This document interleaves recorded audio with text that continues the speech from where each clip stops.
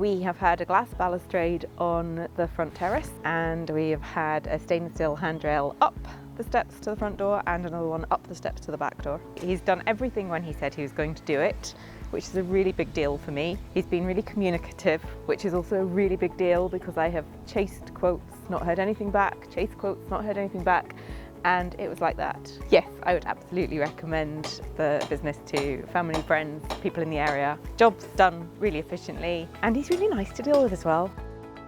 I would just like to add that I found James really honest, and I like integrity. I've had quotes from other parties who have overquoted, they have underspecced, overspecced, and he just said it straight down the line. That's what I want from somebody.